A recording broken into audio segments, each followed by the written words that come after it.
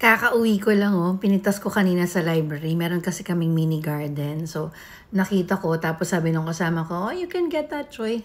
Actually, tatlo to, kinain ko yung isa. Sabi niya, pwede mo na siyang kainin without even washing it because we don't put any pesticide or whatsoever. So, pinunasan ko lang siya kanina. Pero ito, hinugasan ko na. Yung kanina, kinain ko sa sasakyan, matamis na parang maalat-alat. Ngayon, try natin to. Amoy na amoy mo yung kamatis. Yun ang medyo ayaw ko sa kamatis. Maamoy pagka pinitas mo. Or yung dahon nila. Try natin. Gusto ko hiwain. Instead nakagatin. Ay! Yung tubo na laglag. Nga, kagatin ko na nga lang. Marami kaming meron kaming strawberry. Nagtatanim siya ng mga ganon. Tapos ngayon sabi ko, nag-request ako, can you grow some passion fruit because that's my favorite fruit. Nagtanim siya, malaki na siya ngayon. Kaya hintayin natin siyang mamunga.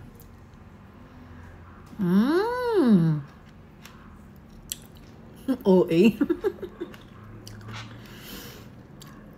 Kamatis siya, pero maano mo talaga, fresh na fresh. Alam mo yun, matamis. Tapos meron pagka-umami. Tapos yung natural flavor na parang maalat-alat siya na ewan mo. Basta, masarap siya. Sabi ko, kakainin ko with with my dinner mamaya, pero hindi ko na natiis. Ang sarap niya. Sarap papakin. Mas masarap pagka dun sa mga binibili mo sa sa market.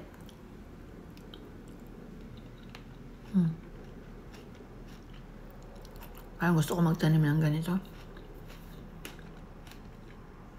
Panghalo sa salad, ang sarap. Sarap niya. May pagka-umami. Alam mo yun, yung natural. Alam mo yung MSG? Kasi yun ang yung natural na flavor ng hindi ko ma-explain. Basta may pagka-umami siya. Malinamnam.